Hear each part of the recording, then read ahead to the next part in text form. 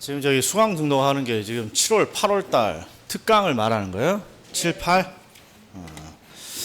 자, 7, 8 특강은 웬만하면 참여하시는 게 점수 관리에는 좋습니다. 제가 유일하게 좀 강제적으로 하시라는 거예요. 그런데 문제는 체력이 돼야 한다 이런 거예요. 체력이 돼야. 체력이 돼야. 그러니까 특히 5, 6월 달이 그래서 제가 부족한 과목 5, 6월 달에 챙기는 거고, 그 다음에 5, 6월 달에 조금 체력 관리도 좀 해요. 7월, 8월 달을 좀 잘 버텨야 9, 10월 달에는 그냥 하다 보면 그냥 링게를 맞고도 막 해. 내일 모레 시험이니까. 7, 8이 중요하다고요. 7, 8. 7, 8월 달에 한 걸 가지고 우리가 이제 시험장까지 들고 가는 거니까. 자, 그리고 요령이 있어. 요령이. 제발 답답해 하지만 말고, 이게 스트레스가 만병의 근원이란 말이에요. 스트레스가. 이게 하면 모의고사 같은 거 한번 보고 나면, 그렇죠. 이제 왕 피곤하죠. 왜? 스트레스야. 내 원하는 거밖에 나오지 않고. 그러니까 이제 요령이 있어요. 한번 보세요. 지금 우리 이제 금융론을 지금 딱 정리하고 있는데, 자, 우리가 쭉 한번 보면 1장. 마음을 좀 릴렉스하고 봐봐. 오늘 특히 그런 거 많아요. 릴렉스하고. 1장의 총론은 그래도 강의를 한 번이라도 들었습니다. 그럼 강의 노트에 있는 거 암기만 하면 되겠구나 라고 감이 와요. 혼자 공부할 때는 1장을 공부하는 게 아니에요. 1장은 저랑 같이 수업 중에 충분히 해결이 돼. 그 다음에 2장 경제론인데, 경제론은 혼자 공부하면 폭망이야. 왜? 끝이 없어. 어디까지를 봐야 됩니까? 누가 선을 끄서주지 않으면 계속해서 문제 풀다가 이게 뭔 소리냐 하다가 그냥 끝나버린단 말이에요. 1장은 약속을 제가 딱 찍어준 그 모의고사 그 최근 5년치 기출만 딱 정리하고 들어가는 거예요. 정리하고, 시장론에는 뭐가 있어요? 시장론에는 시험에 나오는 게, 시장 나오고 있지 그러면 안 되고, 자, 이런 게 나와야 이제 그 시험장에서 조금 편안하게 시험을 보는 거예요. 시장론 하면 안 봐도 그렇죠. 시작이 주택 시장과 관련된 현상, 주거 분리, 주택 여과, 그 다음에 정보가 즉각 시장에 반영되더라. 효율적 시장. 시장의 경기는 끊임없이 상승과 하강을 반복하더라. 경기 변동. 그 다음에 시장 중에 어떤 시장? 농산물 시장은 가격이 폭등과 폭락을 반복하더라. 거미지. 요 정도는 암기를 해줘야 될까? 이게 암기가, 이 다람을 암기가. 다시 한번 저 쳐다보고 밑에 보지 말고. 주택 시장과 관련된 거 뭐 있어요? 주거 분리, 주택 여과 현상. 그 다음에 시장에는 정보가 즉각 반영되더라. 효율적 시장, 할당 효율적 시장. 그 다음에 시장의 경기는 상승과 하강을 반복합니다. 경기 순환, 경기 변동. 그 다음에 농산물 시장의 거미집 위로. 이 정도예요. 그리고 정책론에는 옛날과 같은 경향으로 대비를 하면 안 돼요, 요새는. 항상 시험을 보면 어떤 부분을 제가 총 정리해 드렸어요. 어떤 부분? 좀 해봐. 좀 릴렉스하고. 릴렉스가 중요하다니까. 릴렉스하고. 막 외부 효과 이런 거 요새 제가 강조 많이 안 했어. 외부 효과, 공공재, 무슨 임대료 규제, 이런 것들 단순히 그냥 딱 시험에 나올 만한, 혹시 나올 만한 것들 딱 암기하고 어디에 집중을 했어요? 총정리에. 다양한 제도와 정책. 그거 어디에 있어요? 그 강의 노트에 어디에 있는 부분이에요? 중간에 없어. 앞쪽으로 돌리면 없어. 맨 뒤에 54번 논점에 다양한 제도와 정책에서 용도 지역이 뭡니까? 선매 제도가 뭡니까? 부동산 거래 신고 제도가 뭡니까? 그렇죠. 뭐 재건축, 재개발이 뭔가요? 임대주택이 뭔가요? 그런 것들이 그냥 쫙 요새 세 문제씩 나오고 있다는 거죠. 세 문제씩. 그걸 정리해야죠, 그걸. 그리고 나서 이제 투자론 뒤쪽부터는 제가 찍어준 거 암기하면 그대로 시험에 나온다고. 그러니까 항상 내가 혼자서 공부를 하겠습니다. 그럼 무조건 어디부터? 요렇게 가요. 투자론 이후부터 공부를 하는 거라고. 내가 혼자 투자론 이후부터 미스터 국이 찍어준 것들 강의 노트 보면서 딱딱 암기를 하면 그거 그대로 시험에 나온다고. 그대로. 근데 대부분 어디까지를 못 가. 그렇죠. 혼자 공부하면 정책론까지 가지도 못해. 그냥 경제론 하다가 그냥 끝나버려. 그러니까 점수가 계속 제자리야. 그러니까 과감히 정책론까지는 제가 찍어준 걸 그냥 딱 놔두고 나랑 같이 그냥 수업 중에 같이 하기로 하고 내가 혼자 공부를 합니다. 그럼 투자론 이후부터 계속 보는 거예요. 투자론 이후부터. 그게 요령이라는 거예요. 그리고 다음 주에 뭐 하겠다고? 학자 열전하고 가격 공시에도 한번 총정리해 보겠다 이런 거예요. 자, 그럼 들어갑니다. 자, 다시. 자, 이놈이 이제 제일 중요해요. 자, 항상 금융론에 오면 반드시 나와 있는 게 요 저당의 상환 방법이에요. 그럼 일단 상환 방식이 세 가지가 나온다는 걸 알고 있단 말이야. 원리금 균등, 원금 균등, 체증식. 야, 체증식은 어디다 버려버렸냐?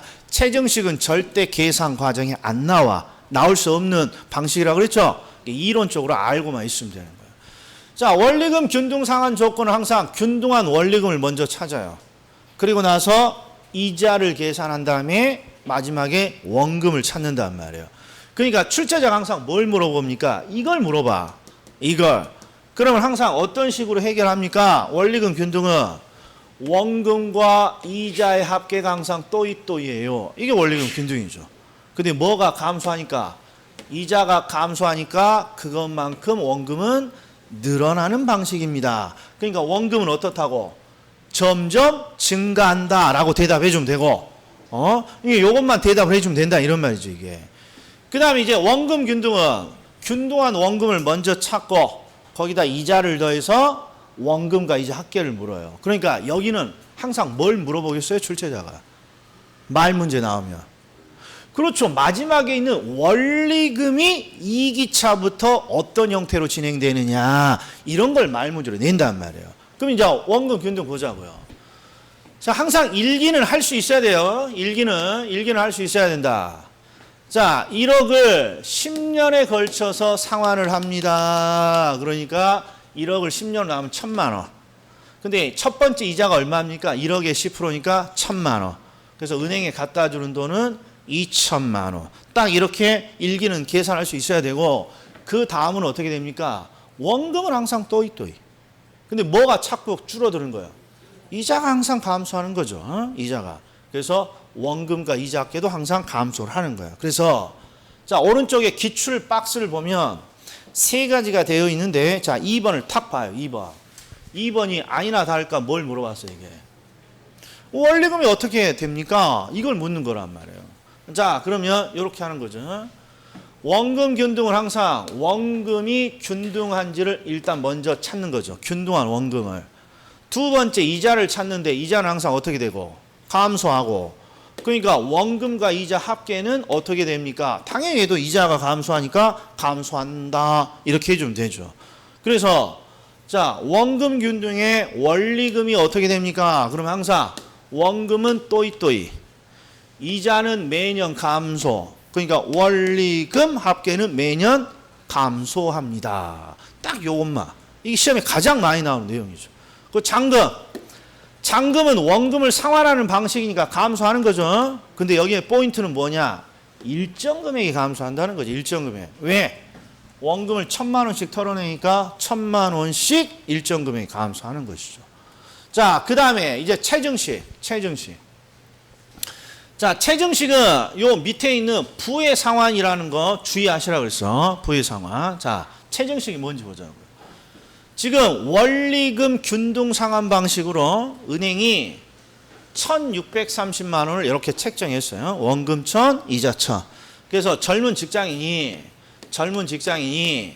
대출을 딱 1억 받았더니 은행이 원리금 균등 상환 방식으로 1,630을 내래. 근데 이 젊은 직장인이 이번 달에 입사를 했어. 이번 달에. 그래서 월급이 연봉이 얼마입니까? 그러면 다 세금 떼고 나왔더니 3,000만 원이 딱 나와. 이제 막 들어갔어. 그랬더니 은행이 원금과 이자를 얼마를 갖다 내라는 거야. 아, 내 월급의 절반 이상을 지금 은행이 갖다 내라고 하는 거잖아요, 지금. 그러니까 젊은 직장이 은행을 찾아가서 뭐라 그러냐. 야, 이거 좀 너무 많다. 좀 깎아다오. 그랬더니 은행이 뭐라 그러냐. 야, 1,630만 원 내지 말고 그러면 500만 원만 일단 첫해 내라는 거죠. 그리고 점점 2%씩 늘리자. 이렇게 약정을 다시 해. 그러면 이게 채증식이란 말이에요. 이게 채증식은 점점 증가하는데 여기는 지금 계약상 얼마씩 늘어나는 거예요. 그렇죠. 전년도에 보다 2%씩 점점 늘리겠다 이런 뜻이에요. 이게.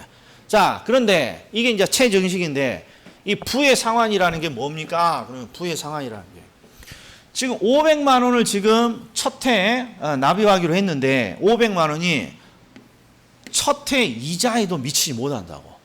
그렇잖아요, 지금. 첫 해 이자가 630인데 500만 원이면 130만 원을 지금 이자로 못 내는 거잖아요. 그러면 내지 못한 이 이자를 깎아줄 것이냐? 아니야. 은행이 어떤 인간들인데. 그럼 어떤 일이 벌어지냐? 500만 원을 냈어. 그런데 이자가 지금 130이 부족하네. 그러면 내지 못한 130만 원의 이자를 이렇게 잔금에다가 추가시킨다고. 그러면 어떤 일이 벌어지냐? 뭔가 상환을 했지만 오히려 잔금이 원금이 준 게 아니라 대출 원금이 오히려 늘어나는 형태가 나온단 말이에요. 이런 걸 우리는 뭐라 그러냐? 상환을 했지만 오히려 빚이 늘어나요. 이걸 부의 상환이라고 한단 말이에요. 그래서 이 부의 상환이라는 문구는 어디에만 해당하는 문구라고?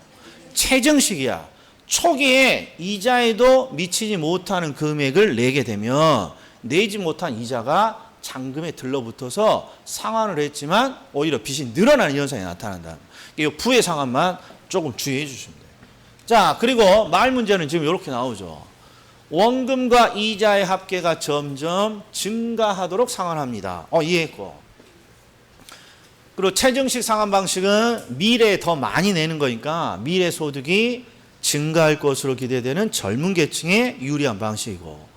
그리고 채증식 방식에서는 항상 어떤 상황이 발생할 수 있고 부의 상환, 상환을 하지만 오히려 빚이 늘어날 수 있다. 이런 부의 상황이 나타날 수 있습니다. 자, 그리고 지금 이제 상환 방식의 비교, 이제 요놈이 어려운 거죠. 요놈이. 자, 상환 방식의 비교는 이제 요런 거예요. 자, 1억을 대출을 딱 받았어요, 내가. 그랬더니 친구가 와서 나한테 물어봐요. 야, 너 중개사 공부한다는데 말이야. 은행에 갔더니 상환을 할 때 원금을 균등하게 상환하라고 하기도 하고 원리금을 균등하게 상환할 수도 있다 그러는데 이 두 방식의 차이가 뭐냐라고 나에게 물어봐요. 그러면 내가 어떻게 대답합니까? 야, 원금 균등은 원금을 균등하게 내는 방식이야. 원리금 균등은 원리금을 균등하게 내는 방식이야. 이렇게 친구한테 말하면 이거 하수인 거예요? 안 배운 사람인 거예요? 안 배운 사람이나 원금 균등은 원금을 균등하게 내는 거야. 원리금 균등 어쩌라고? 그러니까 그렇게 설명해서는 안 된다 그랬죠. 항상 이 세 가지 방식을 설명을 할 때 비교를 해줄 때 어떤 식으로 비교를 해주냐 그러면 야, 네가 1억을 지금 대출을 받았다고 해보자. 그러면 빚이 얼마야? 빚이 1억인 거예요. 일단 1억 원금 1억을 빌렸으니까 자, 너가 빚을 상환할 때 두 가지 방식을 선택할 수 있어. 첫 번째는 빚을 어떻게 갚는다? 빠르게 갚으려고 계획을 할 수도 있고 두 번째는 야, 빚을 빠르게 갚으면 너무 힘들어. 그러니까 빚을 천천히 갚는 것을 선택할 수도 있다는 거예요. 이게 즉 빚을 빠르게 갚는 걸 선택할 수도 있고 빚을 천천히 갚는 걸 선택할 수도 있는데 빚을 빠르게 갚는 방법이 뭐예요? 이게 원금 균등 상환 방식인 거죠. 원금 균등. 그리고 빚을 천천히 갚는 게 이게 채증식 상환 방식이고 이게 항상 기준은 원리금 균등이에요. 원리금 균등이 가장 무난한 방식이고 기준인데 나는 원리금 균등보다 조금 더 빠르게 빚을 갚겠다라는 방식이 원금 균등이고 채증식은 천천히 갚는 거잖아요. 우리가 협상을 통해서 조금 전에 500만 원을 처음 이게 제일 처음에 저기 원금을 천천히 갖다 주는 거니까. 그러니까 이런 방식으로 설명을 해줘야 되는 거야. 이런 방식으로. 자, 그럼 이제 보자고요. 장단점을. 원금을 빠르게 갚겠습니다 라고 선택을 하면 원금 균등 상환 방식을 선택하는 건데, 원금 균등은 빚을 빠르게는 갚을 수 있어요. 그러면서 뭘 줄일 수 있어요. 이자는 조금이라도 적게 내는 방식이에요. 다른 방식에 비해서. 전체적인 이자는. 그런데 어떤 게 단점입니까? 얘는 힘이 들어. 원금은 빚을 빠르게 갚는다는 걸 허리띠를 졸라매야 되니까 힘이 드는 방식이란 말이에요. 자, 그런데 최정식은 힘은 적게 들죠. 천천히 점점 늘려가는 방식이니까. 천천히 갚는 방식이니까. 대신 뭐는 더 부담해야 돼요? 전체적인 이자는 조금 더 부담을 하는 방식이고. 자, 그러면 이제 어떤 질문을 저한테 하시냐 그러면, 야, 합리적인 사람이라면 말이야, 야, 원금을 빠르게 갚아서 전체적인 이자를 조금이라도 적게 내는 요 방식을 선택하는 게 합리적이지 누가 이걸 선택하겠냐 이런 거야. 실무에서. 아니야. 자, 예를 들어서 우리가 대출 금리가 10% 정도 된다면, 과거 한 15년 전에 대출 금리가 7% 이상 금리만 된다면 이자의 차이가 대단히 중요해요. 이거. 이자의 차이가. 근데 요새 예금 금리가 2% 미만으로 떨어져 버렸잖아요. 그러니까 우리가 예금 하려고 해요. 예금 그까이 거 이렇게 말해요. 누가 예금 그까이 거라고 말하죠. 그러니까 자꾸 예금 안 하고 그거로 주식 삽니다. 비트코인 삽니다. 부동산 삽니다. 이런 말이 나오는 거란 말이에요. 그러니까 대출금리도 마찬가지예요. 대출금리도 금리에 뭐 2배 해봤자 3%대, 3%대. 어디 시중은행에 어디 가든지. 그러니까 이자가 크지 않아. 우리가 생각하는 것만큼 원금에 비해서. 그러니까 이자를 조금 더 내더라도 그죠, 빚을 좀 천천히 갚겠습니다. 이런 걸 선택하는 일이 늘어날 수 있다. 이런 말. 그러니까 이자라는 게 크진 않아요. 그 차이가. 자, 됐다. 자, 그럼 이제 보세요. 이제 여기가 중요한 거야. 상환 방식의 크기를 비교할 때 일단 자, 초기의 원금의 크기를 묻기도 하고, 뭐 불이백의 크기, 잔금의 크기, 그 다음에 네 번째, 다섯 번째는 기간 전체를 묻고 있잖아요. 총 누적이자, 총 누적 원금. 이렇게 5가지를 물어볼 수 있는데 암기를 어떤 식으로 하기로 했느냐? 그러면 원금 균등의 방식으로 암기를 하기로 했어요. 왜? 원금 균등이 항상 극단에 있어요. 가장 많거나 가장 적거나 둘 중에 하나야. 그러니까 요놈으로 암기를 먼저 어떻게 한다 보자고요. 상환 초기니까 그냥 일기 정도예요. 자, 일기에 은행에 갖다 주는 원금의 크기는 어떤 방식이 가장 많습니까? 그러면 항상 원금을 빠르게 갚는 방식이 원금을 초기부터 많이 갖다 내겠죠. 그러니까 원금 균등이 가장 많다 이렇게 되는 거예요. 그 다음에 불이백은 은행에 갖다 바치는 전체 돈이에요. 이 불이백에는 원금도 있고 이자도 들어가 있는데 이자의 크기는 방식에 따라 큰 차이가 없다 그랬어요, 제가. 그러니까 요놈의 크기가 중요하단 말이에요. 그러니까 원금 균등은 원금을 기초부터 많이 내는 방식이니까 당연히 원금과 이자 합계도 항상 원금 균등이 가장 많은 거예요. 이 2가지가 원금 균등이 가장 많아요. 그럼 나머지는 어떻게 합니까? 그냥 가장 적다라고 하면 되는 거예요. 이 2가지 빼고 나머지는. 그래서 원금 균등으로 암기를 하는 거예요, 이게. 자, 그러면 잔금은 왜 네가 가장 적니?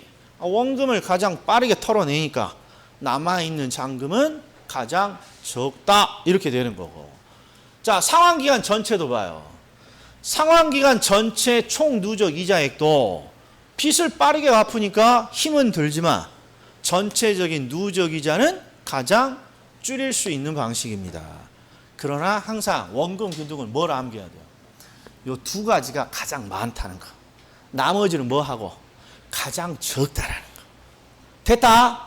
은행에 갖다 바치는 원금의 크기가 가장 많은 방식이 원금 균등. 기초에 그리고 프리백의 크기가 가장 많다. 자, 근데 주의해 보세요. 이제 요놈이 요놈. 자, 강의 노트에 기간 전체 총 누적 원금은 비교 대상이 아니라고 되어 있잖아요. 아, 요놈이 헷갈린단 말이에요. 자, 보세요. 내가 1억을 딱 대출을 받았어요. 1억을. 그리고 나 다 상환을 했어요 라고 은행에 말했어요. 나 상환을 다 했어요. 그래서 은행이 이 사람이 상환한 원금을 다 합산해 봤어. 그랬더니 이 사람이 다 상환했다고 한 그 원금을 다 합쳐봤더니 9천만 원밖에 안 된단 말이에요. 네. 그럼 어떤 일이 벌어져요?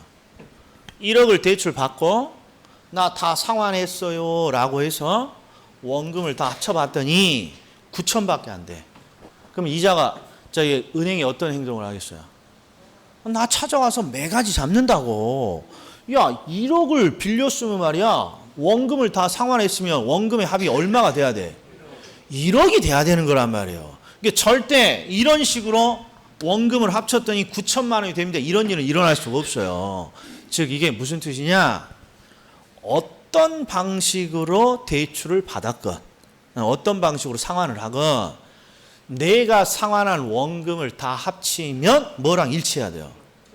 대출 원금이랑 항상 또이또이가 돼야 돼요. 그러니까 요 누적시킨 원금의 크기는, 원금을 누적시킨 이 크기는 어떤 방식이든 뭐랑 일치해야 돼요? 대출 금액이랑 항상 또이또이가 돼야 돼요. 그러니까 이놈은 비교 대상이다, 비교 대상이 아니다. 비교 대상이 아니라는 걸 주의하셔야 된다는 말이에요. 자, 그럼 이제 어떻게 해결하느냐? 오른쪽에 기출 봐요. 연습하라고 제가 4개 지어놨어요.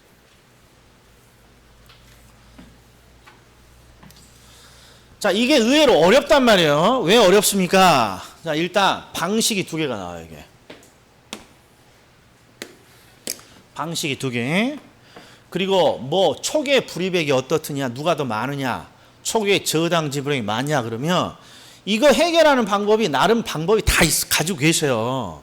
근데 이제 제가 아직 방법을 선택하지 않은 분은 제 방식을 쓰란 말이에요. 항상 어떻게 씁니까? 원금 균등으로 우리가 암기했으니까 원금 균등에 무조건 동그라미를 쳐. 방식 2개 중에 원금 균등에. 그리고 뭘 물어봤습니까? 불이백이야. 불이백은 원금과 이자 합계를 통칭하는 용어잖아요. 근데 원금이 포함되어 있는 금액이라고, 원금이. 그러면 항상 원금을 기초부터 빠르게 많이 갚는 원금 균등 상환 방식이 뭐는 제일 많은 거예요? 그죠? 불이백은 가장 많은 거예요. 그러니까 결론을 먼저 내놔. 이렇게 결론을. 원금 균등이 가장 많다. 이렇게 결론을 내놓고 그 다음부터는 원금 균등이냐 원리금 균등이 읽지 않는 거야. 그냥 주어만 읽어. 주어가 이 방식이 라고 돼 있어. 이 방식이. 그러면 지금 꼭새가 이렇게 돼 있으니까 이 방식이 많다 이렇게 돼 있어야죠. 뒤쪽은. 그 뒤쪽에 많다라고 돼 있는지만 보는 거예요. 많다라고 돼 있죠? 그럼 옳은 지문이야. 이게 가장 헷갈리지 않고 빠른 방법. 자, 다시 읽어보세요. 자, 원리금 균등, 원금 균등이면 원금 균등에 동그라미 쳐요. 그리고 결론을 먼저 내놓는 거야. 은행에 갖다 바치는 저당 지불액. 이게 은행에 갖다 바치는 돈 전체니까 원금과 이자 합계란 말이에요. 그럼 당연히 원금을 가장 많이 내는 누가? 원금 균등에 가장 많은 거야. 이렇게. 결론을 내놔. 그리고 주어를 읽어. 원리금 균등 이런 게 있지 않는 거야. 요 방식이라는 거야. 요 방식이. 꼭새가 이렇게 돼 있으니까 적다. 이렇게 뒤에 나와야죠. 그것만 확인해. 적다라고 돼 있으니까 옳은 지문. 그러니까 요 방식이 가장 헷갈리지 않아.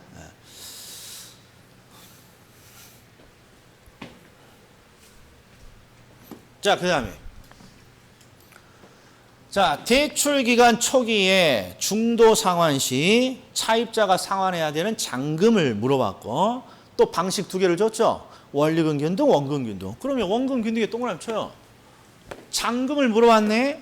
원금이 포함되어 있지 않는 애들은 전부 다 얘가 그냥 가장 적다 결론을 내놓는다. 이렇게. 예, 그러면 주어를 읽어. 방식이, 요 방식이 뭐라고 나와야 돼? 많다 나와야죠. 많다 나와 있으면 된다 이런 말이야. 그 다음에 자, 원리금 균등, 원금 균등이 나왔어. 그럼 원금 균등에는 항상 동그라미 치고 뭘 물어봤냐? 누적이자네? 누적이자. 원금을 빠르게 상환하는 원금 균등이 전체적인 이자는 가장 줄일 수 있는 거죠. 이렇게 결론을 내놓고 주어를 읽어. 요 방식은 많다고 나와야 돼요? 뒤에 적다고 나와야 돼요? 요게 주어니까. 요 방식은 주어니까 많다고 나와야죠. 꼭지가 이렇게 돼 있으니까. 그러니까 뒤에 많다 이것만 있으면 된다 이런 말이에요. 예? 그러니까 요 방식이 가장 빠르다. 자, 한 번 더.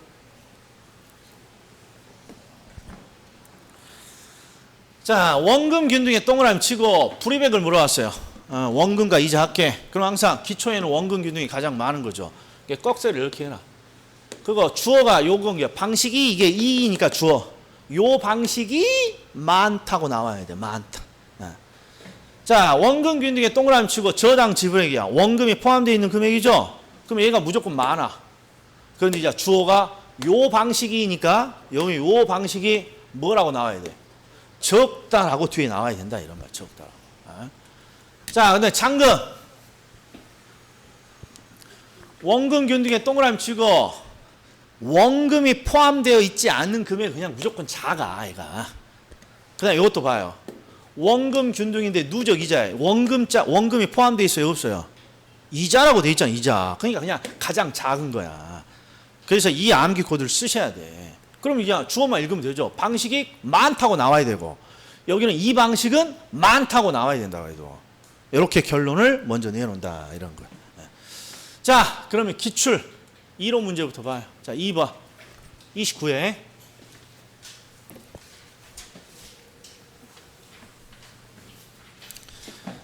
자, 이 29회 기출이 우리 시험에 나오는 가장 무난하고 보편적인 문제입니다.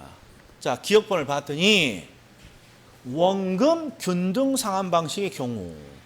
자, 얘는 비교 문제예요. 방식의 특징을 묻고 있어요. 그렇죠. 특징을 묻고 있죠. 비교 방식은 절대 이렇게 방식이 하나가 안 나온단 말이에요. 이게. 요 4번처럼 이렇게 여러 방식이 나온단 말이에요. 이렇게. 자, 그러면 원금 균등 상환 방식이에요. 그럼 말 문제로 어떤 게 대부분 나온다 했어요. 원금 균등은 원금을 계산하고 이자를 더해서 마지막에 원리금을 찾잖아요. 원리금을 꼭 물어본다고. 아니나 다를까 뒤쪽 봐봐요. 이게 물어봤잖아요. 원리금이 어떻게 되는지. 그러면 원금은 또이또이고 이자는 항상 감소니까 원리금은 감소한다 라고 되어 있으면 된다 이런 말이에요. 네. 자, 그 다음에 니은번 봐요. 원리금 균등이야. 그럼 꼭 뭘 물어본다고? 원금을 물어본다고. 이자 원금. 그럼 원금과 이자 합계는 또이또이고 이자가 감소하는 것만큼 원금은 늘어난다. 이게 암기 코드. 뒤를 봤더니 원금 상환액이 어떻게 됩니까? 아니나 다를까 원금 물어봤잖아요. 맨 마지막에 있는 거. 원금은 어떻다고 해야 돼요? 증가한다 라고 해줘요. 증가한다. 감소한다고 했으니까 틀렸다 이런 말이에요. 됐다? 자, 그 다음에 체증식. 체증식 상환 방식은 미래 소득이 증가될 것으로 예상되는 차입자에게 적합해요. 이거 오른쪽이죠? 오른쪽. 그 다음에 리을번을 봐요. 리을번. 대출 기간의 총 이자 수입이야.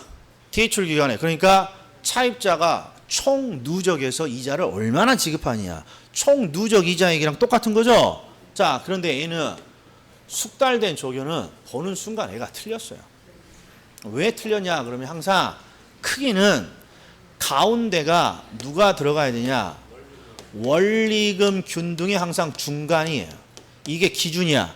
이거보다 빚을 더 빠르게 갚느냐? 이거보다 빚을 더 천천히 갚느냐? 이 문제니까. 근데 가운데 지금 누가 들어가 있어요? 그러니까 이게 틀린 거야. 그냥 얘는. 얘가 틀린 거야. 근데 이제 정확히 어떻게 됩니까? 그러면 우리가 한 암기 코드로 원금 균등에 동그라미 치고 전체적인 누적 이자는 얘가 가장 적은 거죠. 그러니까 딱 여기서 끝난 거죠. 여기서 이렇게 해도 얘가 틀린 거죠. 얘가. 자, 가운데가 원리금 균등이고 맨 오른쪽이 체증식이 이렇게 돼야 돼요. 이렇게. 자, 할 수 있다? 이 정도는 할 수 있잖아요. 이 정도는. 다시.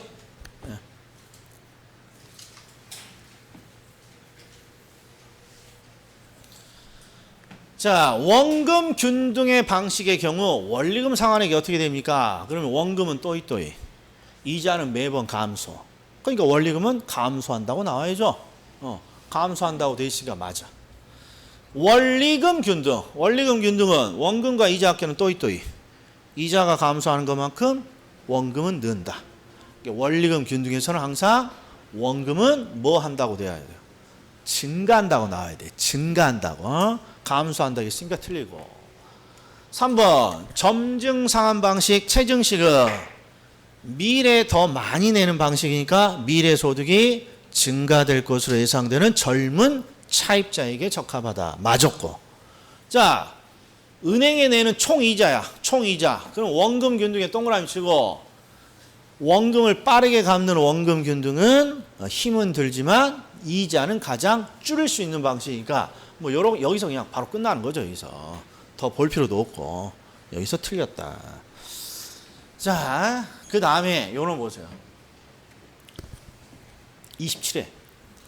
27회가 우리 시험에 지금까지 나온 것 중에 가장 어렵게 나왔어. 어렵게. 요 27회 주의야. 그래서 제가 세 번째 문제로 노는 거야. 자, 이게 왜 어렵습니까? 그럼 보자고. 1번. 원리금 균등 상환 방식은 이자는 어떻게 되고 원금은 어떻게 됩니까? 그러면 우리가 암기한 대로 원금과 이자 합계는 또이또이. 이자가 감소하는 것만큼 원금은 늘어난다. 그러니까 이자는 감소하는 만큼 원금은 늘어난다. 우리가 암기하고 있는 코드 그대로 나왔잖아요. 딱 이게 정답이야. 뭐 찾으라 했으니까. 옳은 거 찾으라 했으니까. 그런데 이제 문제는 옳은 것은 얘냐. 요 놈을 자신감 있게 동그라미 하지 못하는 순간 이 문제는 이제 미궁 속으로 빠지기 시작합니다.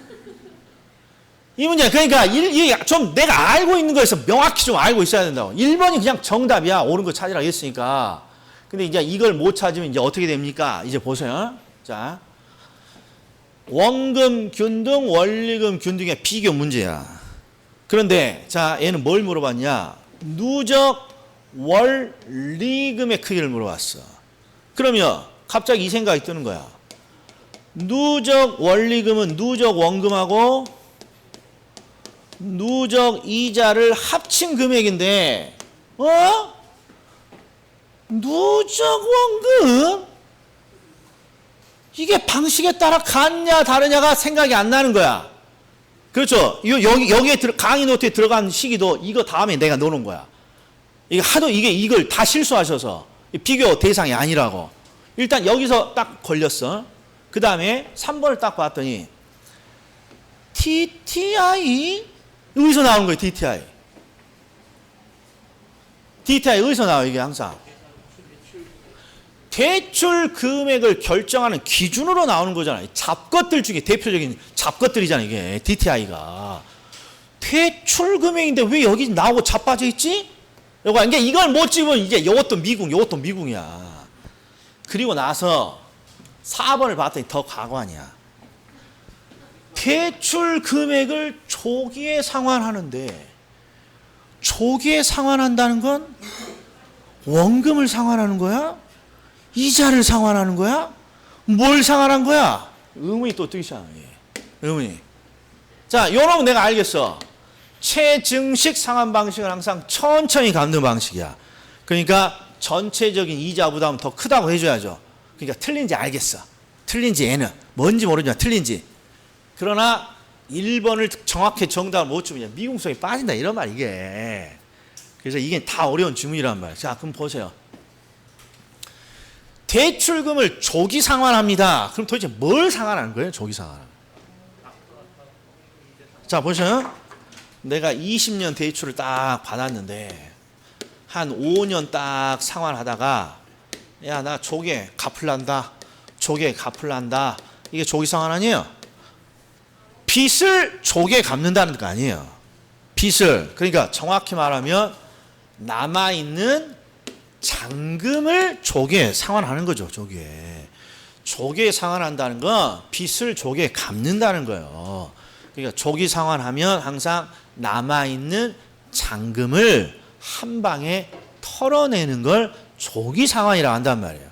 이게 조기 상환이다라는 말이 나오면 뭐의 크기를 비교하라는 거예요? 잔금의 크기를 비교하는 거예요. 잔금에. 그러면 이제 둘 중에 여기다 동그라미 쳐야죠. 그럼 잔금은 원금이 아니잖아. 원금이 포함되어 있는 금액이 아니니까 무조건 네가 제일 적다 하면 되는 거야 이게. 그런데 얘가 또 주어가 앞에 있는 게 아니야. 원리금 균등 상환 방식에 비해 누가 줘요? 원금 균등 방식이. 그러니까 꼭새가 이렇게 돼 있으니까 원금 균등 방식이 적다라고 나와야 된다고. 그래서 틀렸다 이런 말이에요. 적다라고. 적다라고. 자, 그 다음에 이제 자 3번으로 가자는 말이에요. TTI 대출 금액이나 구하는 거잖아요. 근데 이제 DTI가 항상 이렇게 적용이 되죠. 자, DTI에서 D는 소득의 D라고 그랬잖아요.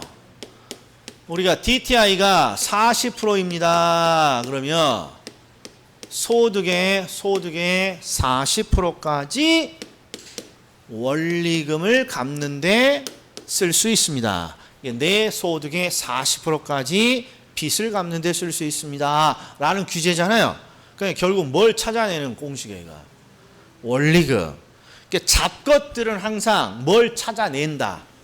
원리금을 찾아내는 이유가 원리금의 크기를 결정하는 애들이에요. 그리고 이걸 가지고 우리가 추정하는 거고, 대출 금액을. 자, 그러니까 DTI가 나오면 뭐의 크기를 묻는 거냐? 원리금의 크기를 묻는 거야. 원리금의. 이때 나온 뒤로 이제 모의고사에 어마무시하게 많이 나와. 그럼 암기 코드가 이런 거예요. DTI 세 글자야. DTI가 나면 원금의 크기를 묻습니까? 아니야. 두 글자잖아. 원금. 이자의 크기를 묻습니다. 아니야. 이자도 두 글자야. 그러면 저당 잔금의 크기를 묻습니까? 네 글자야. 아니야. 그럼 세 글자짜리 뭐밖에 없어? 그러니까 원리금의 크기를 묻는구나. 이렇게 딱 암기가 돼야 돼. DTI가 나오면 원리금을 찾는 거니까. 원리금. 그러면 어떻게 해줘야 돼요? 원금 균등에 동그라미 치고 원리금 원자가 포함되어 있잖아요. 그럼 네가 제일 많은 거야 이렇게. 그럼 이제 읽어야죠. 요 방식이 적다고 적어져 있어야죠. 적다고. 근데 크다고 되어 있으니까 이렇게 틀리다 이런 말이에요. 그 다음에 누적 원리금에서 누적 원금은 어떤 방식을 상환하든지 뭐랑 똑같아야 돼요? 대출 금액이랑 똑같아야 되니까 이건 비교 대상이 아니란 말이에요. 이게. 누적 원리금 나오면 항상 누적 이자를 물어본다고. 그러면 암기 코드가 원금 균등에 동그라미 치고 원자가 들어가 있지 않잖아. 이자는. 그러니까 네가 제일 적다 이렇게 해주면 된다고. 그러면 주어가 요 방식은 적다라고 돼 있어야 돼요. 요 방식은 적다. 크다고 돼 있으니까 틀렸다 이런 거죠. 어렵죠? 뭘 못 찾는 순간. 1번 못 찾는 순간 그냥 이 문제 그냥 1분 넘어버린다고 이게. 1번 뭐 DTI 생각하고 막 누적 원리금 생각하고 그냥 내가 아는 걸 정확히 알고 계셔야 돼. 내가 아는 거. 자, 그러면 이제 쉴 것이냐? 안 쉬어. 자, 우리가 계산 앞으로 계속 연습하자고 그랬으니까 계산 문제 복습 한번 하자고요. 빠르게. 자, 98페이지. 자, 기억이 나는지 보셔. 오늘 약식으로 풀 테니까.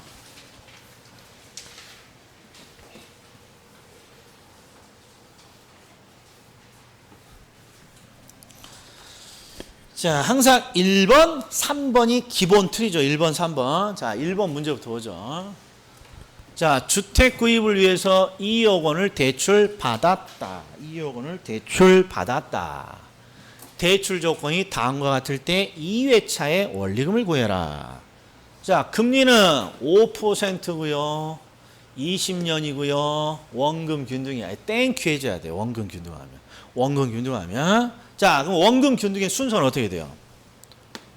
일단 원금을 먼저 찾죠. 그 다음에 두 번째 이자를 계산하는 거 아니에요? 그러니까 딱 시험지에 일기만 딱 계산을 해. 일기만. 원금이 2억을 20년간 나누니까 2억을 20년 나누면 1,000만 원이야. 그리고 첫 해 이자가 얼마니? 2억에 첫 해 5% 이자를 줘야 되니까 2억에 5% 1,000만 원. 아, 그럼 끝난 거예요, 계산은. 딱 일기를 계산한 다음에 자 이제 분석을 들어가는 거예요. 매기 균등한 원금이 얼마지? 1,000만 원이야. 중요한 거 매기 1,000만 원을 균등하게 상환하니까 이제 이 1,000만 원에 해당하는 이자는 줄 필요 없겠구나. 갚아버렸으니까. 그러면 1,000만 원에 5% 이자를 계산하면 얼마입니까? 50만 원이야. 50만 원. 그러니까 1,000만 원씩 상환할 때마다 이자는 얼마씩 줄어드는 거야 이게. 그렇죠. 1,000만 원씩 갚으니까 1,000만 원에 5%인 50만 원씩 감소한다고. 그럼 요 놈을 딱 계산하는 순간 끝났어. 자, 일기 원리금이 얼마입니까? 물어보면 얼마라고 대답하고.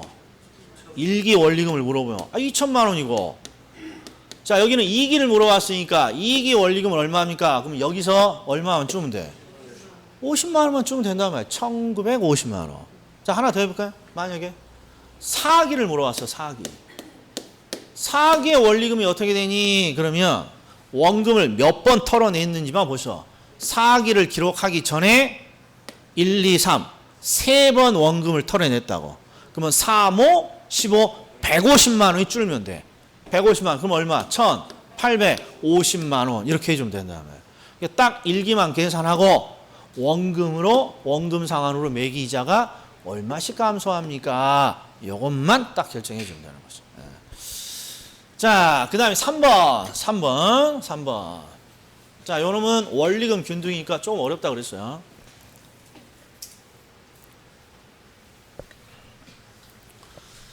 자, A씨는 8억 원의 아파트를 구입하기 위해서 은행으로부터 4억 대출받았다. 4억 받은 거야. 은행의 대출 조건이 다음과 같을 때 2회차, 3회차. 그러니까 기본적으로 3년을 지금 계산하는 3년.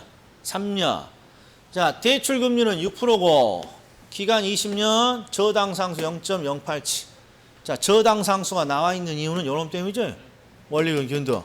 자, 그러면 수치 한번 보셔. 수치 한번 내가 여기다 기록하기 전에 4억에 저당 상수 0.087을 곱하면 매기 균등한 원리금은 3,480만 원이야. 3,480만 원. 요거 눈도장 찍어 놓고 자 이제 제가 풀어본다 이러면 시험지에다가 자 원리금 균등이네. 그러니까 균등한 원리금을 먼저 찾아야죠. 4억에 0.087 하면 3,480만 원이야. 일기가. 그 다음에 두 번째는 뭘 계산해요? 이자가 얼마니? 그러면 4억에 첫해 이자 4억에 6%.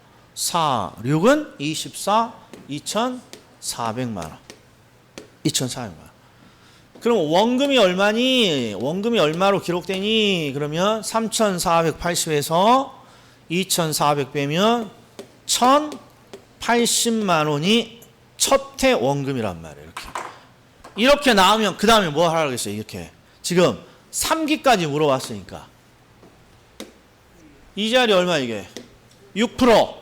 6%니까 곱하기 요놈에 곱하기 1.06에서 적어놓고 11448. 또 요놈에 곱하기 1.06을 해서 적어놓고 133